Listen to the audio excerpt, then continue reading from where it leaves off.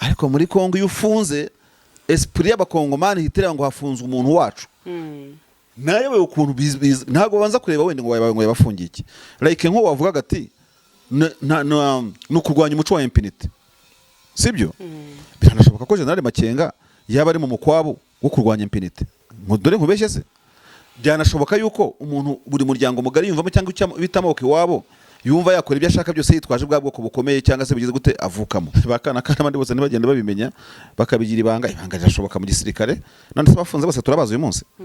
uzi ko uretse naba nuko birimo kubastinga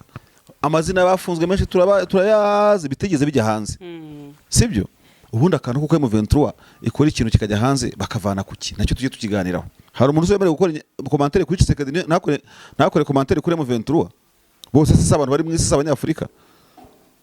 banzu birebe abajenero 40 barwana urugamba rungana ngaho bagira ibigwarida kuramo 10 yasigara 30 ntacyo rindi 10 n'ibigwari yasigara 20 ntacyo 30 n'ibigwari yasigara 10 abajenero 10 urugamba barwana ubwo tuvuga ko muri 40 habuzamo abajenero babahanga 10 barwana intambara uwo yitaka umuteretere uwo yitaka ari kiniki neho FIDC yigeze ijya imbere igera kuki kugeza amagingo yangaya ni kimwe nuko na M23 kuva ko mutari gufunga no guhana kandi nayo ntigira ikintu yingura muri ibyo byose mu gihe cyose tubona yuko umuntu ari cyo yakora uramutse wenda utanamugize utanamutanaza kuko icyo kintu cyo muri M23 cy'abantu nyine nyeshya mu ndi kuzimira ariko gukoresha ikibiza nka digita urumva yego donc kwerekana icyo uri cyo kandi zino nyeshya mbuzi kibibonamo pe kwifunga ibyo bita mutation disciplinaire wabihanisha kukukura nka kujyana hariya urumva kuko demontinga byo umuntu akwambara amapeti munyeshyamba nacyo bamariye n'umuntu amapeti nibibanza batabana yahemberwa ariko hari utuntu twinshi wakoresha mukiri mu ishyamba tutari gufunga umunyururu wowe ufunza abakoloneli babiri muri J5 mugira ubwo hasigaye 3 ziwakinga urambwira ngo nta kibazo gihari none se ubundi zinyeshyamba ngo zitaranubaka uburyo bw'umuyobozi n'umwungiriza wenda kwa Kanyuki yabuze tubona barinda ariko nawe nta kivuga sinzi ibye nawe muzambariza ibyo ubanza uzamuhamagara nimero wumve kicamo urumva kuko nawe ntarimo kugaragara muri iyi minsi ushobora no gusanga bari muri uwo murongo muri iyo mirongo turimo kuvugaho kuko nawe ntabwo arimo kugaragara kuri scene biraho ngaho gusa ntimukemura n'ikibazo njya nikanga ko hari igihe mushobora kurwana ngo urugiye kera rugize intwari ugasanga hari image tumwe two mu Rwanda tugenda tubafata tubiyomekaho kabikubita nabo ni bagafungafunze kandi kabikubitaho nabo niki ibyo ngibyo ko bizabageza kuki arifa kugira isoni nk'izo ngizo yiri umuntu w'imfura no kubaho wanga umuntu ukota utabigizemo uruhare naho uko twota byo nta n'imana umuntu yanahimba ikintu sibyo ariko kandi n'amakuru nk'aya tuyahabwa n'abantu muri kiriya cyama barafatiye ku munwa nk'intuze banakomeye batarantu boroshye bavuga bafite ikibazo aha ngaha twabigenza gute erezo makatwe mu itangazamakuru ntawe utubaza ngo wenda wakubwiye ibyo ngibyo tufite uburenganzira buturengera kandi ntabwo mba muri Kongo nta mukongomani wenda kumbaza ibyo ngibyo sindi umukongomani jewe nibaza abantu bageze nyine aho bavuga ati turashize ngo yagiye guhotera umukobwa ariko mubana bavuga umukobwa se yagiye guhohotera ubwo ngubwo no ubuheda mu biro se naho bahotera abakobwa buriya koko mu byukuri bagiye kumugira dirikabo batazi ko wenda yaza kuba umujura nanjye kwanga ari kaboko ariko ubundi ibyo ngibyo byo gusangira guhimbira umuntu unafunzwe hari igihe abandi babyita ngo ni character assassination kubera ko wenda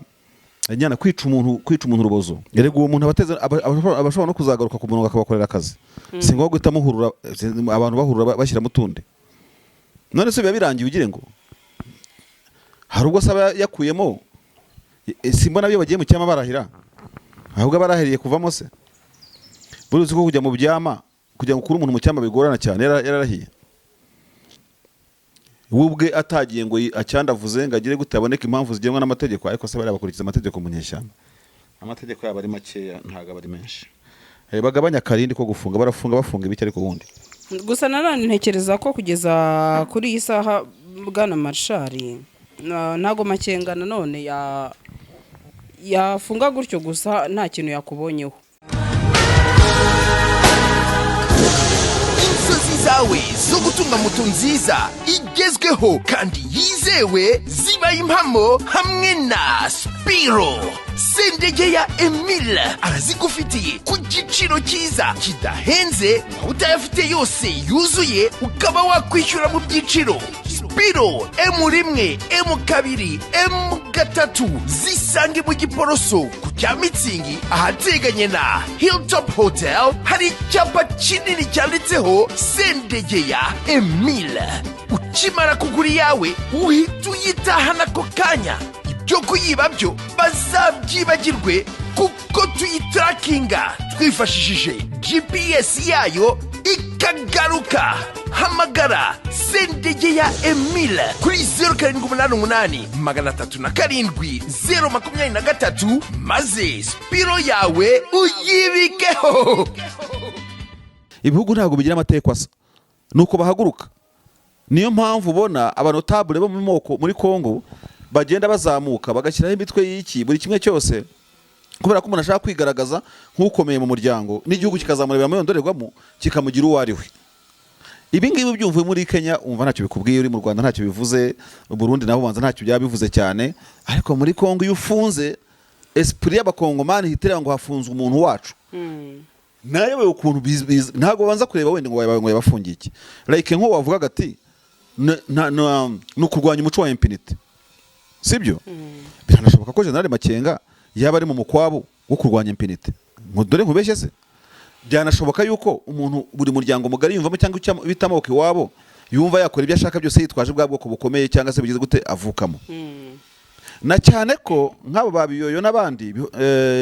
undi nindera nk'abo babiyo n'abandi na reka ndebe n'undi hano bahoza bambwira yego naba mu muryango umwe mu bwoko bumwe cyangwa se kuko muri Kongo by'amoko bivugwa na Colonel Nzenze. No bikavugwa ko Colonel Nzenze ashobora kuba agendaho bene wabo urumva bava mu muryango umwe mugari nk'udashaka yuko baguka cyane kumucaho. Sibyo kandi bigenda gahoro. Ibyo kandi nawe ukavuga utese kucyo ahubwo utareba ku rundi ruhande ukavuga uti abo busangiye ubwoko no kuba muri ucyo cyama mushobora kuba ubwo mwumva ko ubwo ari mwene wanyu uri mushukuri ubutasi nange mushobora kuzibuya bakabyitwaza kumutambamira no kubyitwaza no kugira guta akabakanda cyane. Ibyo byose ni ibintu bishoboka, ariko byashoboka byagira hari kitarusange muri byose. No kutimena inda. Yego. No kutimena inda no gufurira ibyaha by'abana banyu mu ntuze urumva ko Karubanda. Ibyo ngibyo birashobora kuba byiza bamarisha ntibabimenye bakana kandi abandi bose ntibagenda babimenya bakabigira ibanga rirashoboka mu gisirikare. None se bafunze bose turabaza uyu munsi. Uzi ko uretse naba nuko birimo kubastinga amazina y'abafunzwe menshi turayazi bitegeze bijya hanze. Sibyo ubundi akantu kuko M23 ikora ikintu kikajya hanze bakavana kuki nacyo tujye tukiganiraho. Gufunga birasanzwe ariko nyine nibyo nigeze kukubwira ubushize isi yamaze kuba wazi. Ubu wa mugani wa Amerika no yavuze ngo ikirere cya Iran ngo yagihinduye yiciye amazi. Ubu nta kirere na kimwe kirimo ahantu bitagira gute wakora ikintu ntikimenyekanye. Wenda cyo rukinyeshyamba zivuze city dushaka bimenyekane niyo transparency turimo kubaka. Ariko mukiri inyeshyamba il faut faire attention. None se generali nako Tshisekedi niba nengwa n'abamunenga gufunga abajenero 40 noneho abajenero 40 abantu bagahita bababaramo umusaruro mu bya gisirikare batere kunatsindwe witabaze bayakutumba witabaze bande yandi nuko abajenero bawe bakarwanya babarumariye mabuso. Ubwo se munyeshyamba ho umuntu azabura gukora iyo commentaire kubera iki? Hari umuntu uzemerewe gukora commentaire kuri Tshisekedi nakore commentaire kuri M23 bose se abantu bari mu isi abanyafrika banzu birebe abajenero 40 barwana urugamba rungana ngaho bagira ibigwarida kuramo 10 yasigaye 30 ntacyo rindi 10 n'ibigwari yasigaye 20 ntacyo 30 n'ibigwari yasigaye 10 abajenero 10 urugamba barwana ubwo tuvuga ko muri 40 habuzamo abajenero babahanga 10 barwana intambara. Nese ubundi ubwo batabera we yabagejejeho duherikishasa bwatanze iki bwabyaye iki bwageze kuki ko yabafunze niba tuvuge negative hari byo bicaga FRDC yateye imbere mu buryo bw'urugamba kubera ko yafunze abita abateretere yabatwerereye ibyaha agize gute niho FRDC yateye imbere. Ubu kigiye nta makuru dufite yahiza kubigeze yataza kubafunga. Yego ariko aho tubona naho igeze marigre no kubafunga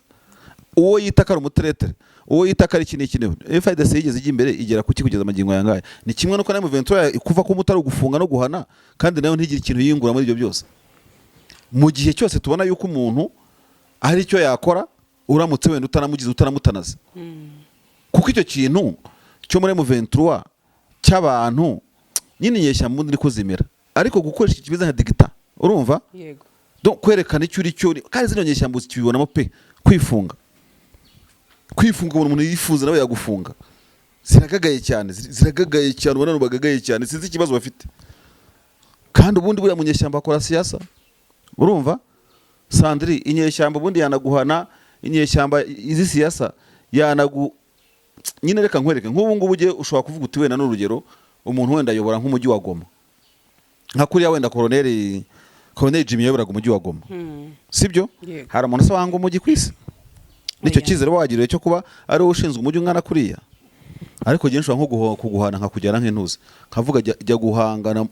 muri Bunyakiri urumva uyobore brigade ugere mu byondo ugira gute panagora wambaye inkweto wateye siraje n'ingofero itukura uberewe kuriya ibintu nk'ibyo ngibyo byose si ibihano ariko bitagize icyo bihutaza icyambere uri mu kazi sibyo akazi nikaba gapfuye ibyo ugiyemo nibyo wize kuko mu guhana no muri administration twese turabizi ibi niba kukubwira biri mategeko ubundi ibyo bita mutation disciplinaire wabihanisha kukukura nka kujyana hariya urumva kuko demontinga byo umuntu akwambara amapeti munyeshyamba nacyo bambaye n'umuntu amapeti nibibanza batabanaahemberwa ariko hari utuntu twinshi wakoresha mukiri mu ishyamba tutari gufunga umunyururu wowe ufunza abakoloneli babiri muri J5 mugira ubwo hasigaye 3 ziwakinga urambwira ngo nta kibazo gihari muri ya madiska yize urutirigongo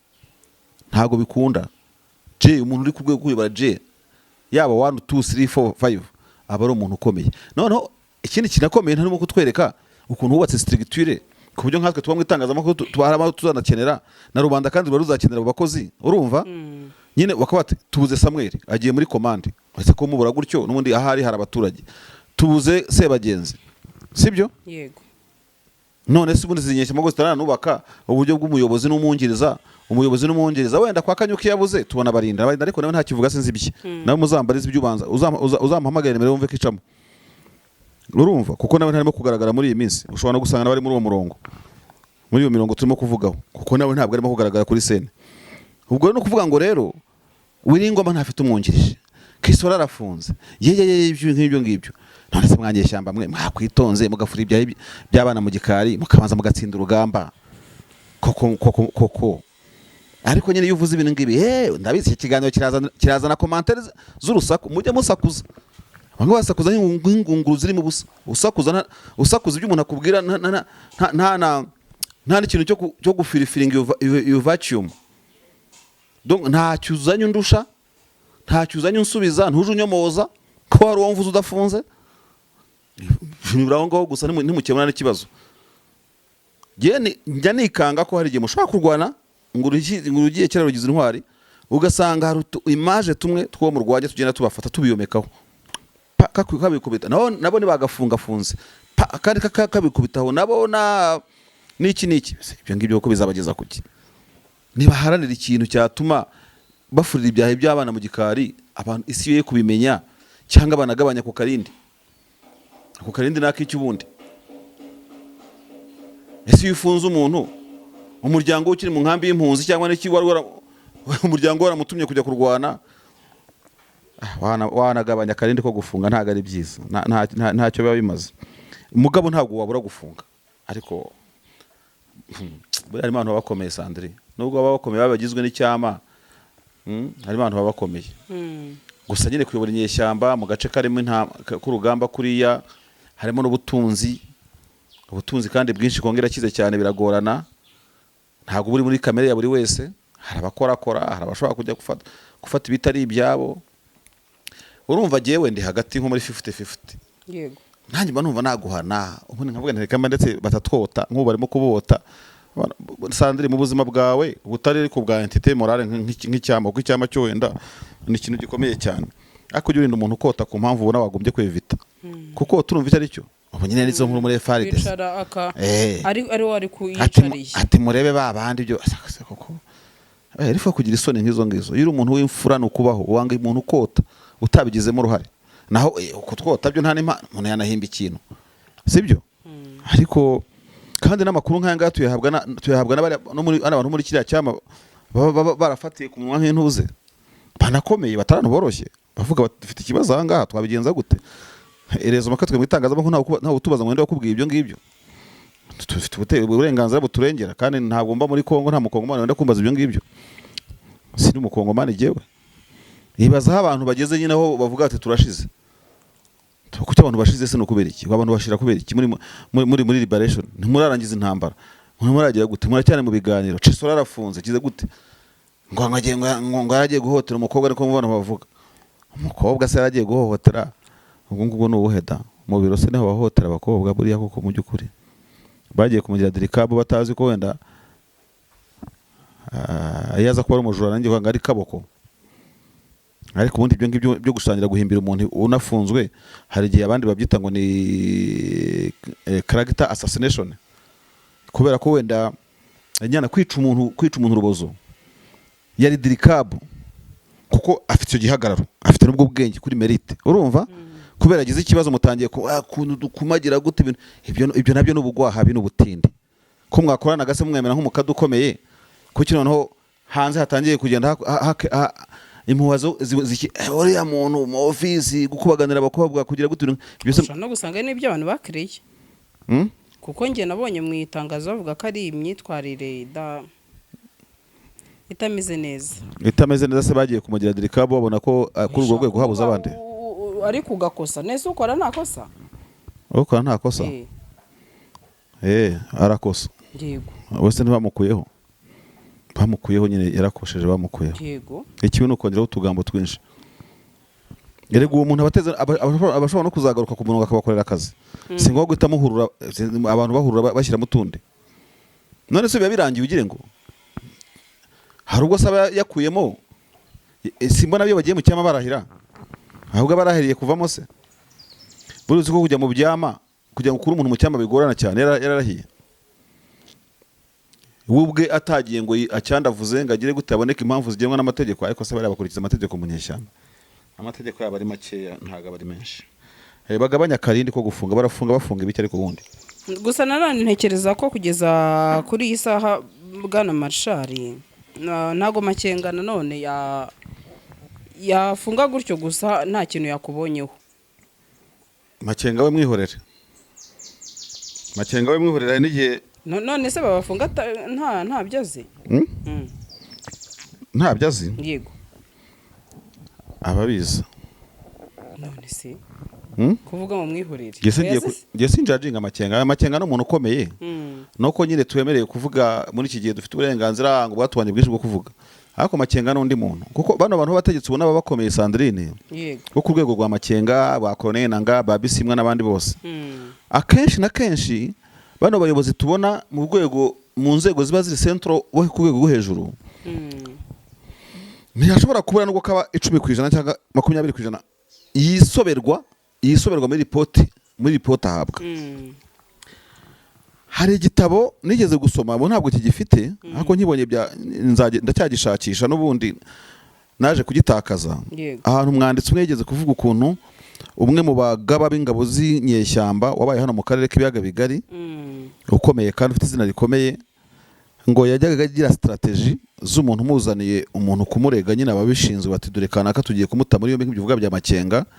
Icyo gihe ngo yahitaga ko ni leta igisarwigema niba mushyiraga umuntu nyine ugiye kumushinja ibyo yakoze bita by'amanyanga yarabyakiraga. Niko uwo mwanditsi yanditse atari kure we mu kubyakira akaba yanakubaza ibigwi bye ngo yakoze nawe nduvusa no wabisomye cyangwa nusanga ubizi nakandi kamaro nta kindi kintu afite gikomeye. Noneho ngo byagoraga abantu kugira ngo uzane amanyanga muri za Uganda uzane ibyiza by'umuntu ngo yakubazaga defense yakuyemo mu gisirikare bavuga gukuramo defense yego niba yagiraga bipime arebe niba icyo kinyanga yakoze bihwanye n'ibyo bindi, niba ariyo judgment yagiraga ntabwo mbizi, ariko abantu nyine bagwanyanye na mu Uganda barabivuga ko ariko ngo yakundaga gukora. None uko babaza se byarangiraga bite atakenshi byarangiraga murekuye amubwiye ati genda umubwira ko sora ibyo ngibyo n'ubu aribyo ayo manyanga ariyo make kurusha byinshi yatumarira. Aho rero rwarumbajije kuri Makenga bano bantu babayobora nyine bafite ubuyobozi bwo ku rwego rwo hejuru. Ntabwo abantu bose bagerageje mazingana, ntabwo abantu bose bagerageje nk'iza King Solomon wakijije abagore bapfaga umwana urumva. Ariko ntekereza ko uko byagenda kose hari abantu bagirwaho n'amaripoti aremereye nako afite isura ku buryo mu ndurubura arimo urumva ariko ni umugabo w'ingaburiye areba ibya Kanyabayonga akareba ibya Minembwe drone ziriwe zigira gute ari muri commande wigeze no kubona akawodiyo ke bero none imbonera kure uvira zimeze nabi ubwo nawe arimo gutanga amabwiriza nubwo atayatanga wenyine afite abaengineer bandi baba bari kumwe urumva hari igihe rero ushobora kuvuga ngo Sandrine urakomeye ngo uri Marshal urakomeye ngo urinde wene n'urugero ku buryo report kugeraho imugeraho ari nko kuyisinyira gusa atabona atagomba kwita gufata umwanya w'ibintu nk'ibyo ngibyo na cyane ko nibinyeshyamba zihana ntago biri hanze y'amategeko kuko guhana nyine birasanzwe icyo kintu kirashoboka umuyobozi mukuru ashobora kwisobwa mu buryo ki arimo guhabwa amakuru ku muntu runaka.